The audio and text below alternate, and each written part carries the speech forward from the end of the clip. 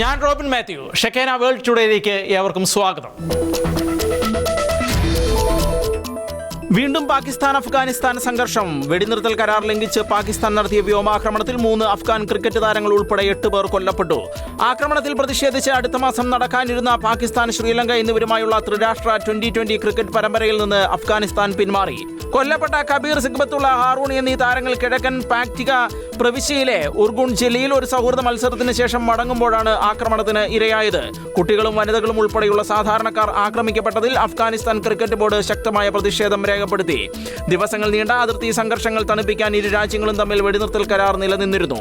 എന്നാൽ ജനവാസ കേന്ദ്രങ്ങളെ ലക്ഷ്യമിട്ട് പാകിസ്ഥാൻ വീണ്ടും ആക്രമണങ്ങൾ നടത്തിയതോടെ ഇരു രാജ്യങ്ങൾക്കുമിടയിലെ സംഘർഷം വീണ്ടും രൂക്ഷമായേക്കുമെന്നാണ് സൂചന.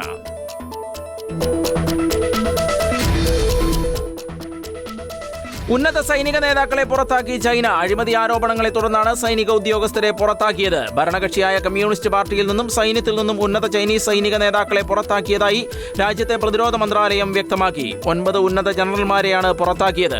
ഗുരുതരമായ സാമ്പത്തിക കുറ്റകൃത്യങ്ങൾ ചെയ്തതായി സംശയിക്കുന്ന 9 പേരെ പുറത്താക്കിയതായി ചൈനയുടെ പ്രതിരോധ മന്ത്രാലയം പുറത്തിറക്കിയ പ്രസ്താവനയിൽ പറയുന്നു. അവരിൽ ഭൂരിഭാഗവും 3 സ്റ്റാർ ജനറൽമാരായിരുന്നു. പാർട്ടിയോട് തീരുമാനമെടുക്കുന്ന കേന്ദ്ര കമ്മിറ്റിയിലെ അംഗങ്ങളുമായിരുന്നു. അഴിമതി വിരുദ്ധ നീക്കത്തിന്റെ ഭാഗമായി പുറത്താക്കലിനെ പ്രസ്താവനയിൽ വിശേഷിപ്പിക്കുന്നുണ്ട് എങ്കിലും ഇത് ഒരു രാഷ്ട്രീയ ശുദ്ധീകരണമായും കണക്കാക്കാമെന്നാണ് വിദഗ്ധർ വിലയിരുത്തുന്നത്.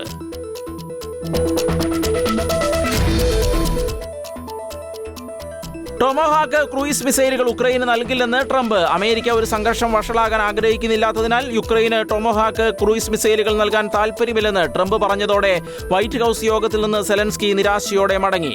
ട്രംപുമായി ദീർഘദൂര മിസൈലുകളെക്കുറിച്ച് സംസാരിച്ചതായും എന്നാൽ സംഘർഷം വഷളാക്കാൻ ആഗ്രഹിക്കുന്നില്ലെന്നതാണ് അമേരിക്കയുടെ നിലപാടെന്നും ഉഭയകക്ഷി ചർച്ചയ്ക്ക് ശേഷം സെലൻസ്കി പറഞ്ഞു. സെലൻസ്കിയുമായുള്ള കൂടിക്കാഴ്ചയ്ക്ക് ശേഷം കീവും മോസ്കോയും ഇപ്പോൾ ഏത് പൊസിഷനിലാണോ അവിടെ വെച്ച് യുദ്ധം അവസാനിപ്പിക്കണമെന്നും ട്രംപ് അദ്ദേഹത്തിന്റെ ട്രൂത്ത് സോഷ്യൽ മീഡിയയിലൂടെ ആവശ്യപ്പെട്ടു. റഷ്യൻ പ്രസിഡന്റ് വ്ളാദിമിർ പുടിനുമായി ഫോൺ സംഭാഷണത്തിന് ശേഷമാണ് ട്രംപ് സെലൻസ്കി കൂടിക്കാഴ്ച നടന്നത്. ഇതോടെ ടൊമോഹോക്ക് ക്രൂയിസ് മിസൈലുകൾ ലഭിക്കുമെന്ന പ്രതീക്ഷയിലായിരുന്നു ഉക്രൈൻ.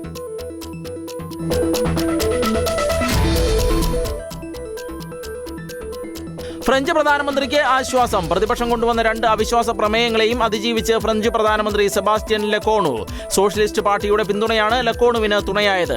തീവ്ര വലതുപക്ഷ കക്ഷിയായ നാഷണൽ റാലിയും തീവ്ര ഇടതുപക്ഷ കക്ഷിയായ ഫ്രാൻസ് അൺബ്രൗഡും ആണ് പ്രമേയങ്ങൾ അവതരിപ്പിച്ചത്. ഭൂരിപക്ഷം നേരിടുന്നതിൽ ഇരു പ്രമേയങ്ങളും പരാജയപ്പെട്ടു. വിരമിക്കൽ പ്രായം ഉയർത്തുന്ന പെൻഷൻ പരിഷ്കരണം താൽക്കാലികമായി നിർത്തിവെച്ചതാണ് സോഷ്യലിസ്റ്റ് പാർട്ടിയുടെ പിന്തുണ നേടാൻ ലെക്കോണുവിന് സഹായകമായത്. ഈ വിജയം ലെക്കോണുവിനും ഫ്രഞ്ച് പ്രസിഡന്റ് ഇമാനുവൽ മക്രോണിനും ആശ്വാസമാണ്. കാരണം സർക്കാർ വീഴുന്നത് പുതിയ തെരഞ്ഞെടുപ്പിലേക്ക് നയിക്കുകയും അത് തീവ്ര വലതുപക്ഷത്തിന് നേട്ടമാവുകയും ചെയ്യുമായിരുന്നു. ഇനി ഈ വർഷാവസാനത്തോടെ ചെലവ് ചുരുക്കൽ ബജറ്റ് പാർലമെന്റിൽ പാസാക്കിയെടുക്കുക എന്നതാണ് ലെക്കോണുവിന്റെ അടുത്ത പ്രധാന വെല്ലുവിളി. നിലവിൽ ലെക്കോണു സർക്കാരിന് ഭൂരിപക്ഷമില്ലാത്തതിനാൽ ഇത് പ്രയാസകരമാകാനാണ് സാധ്യത.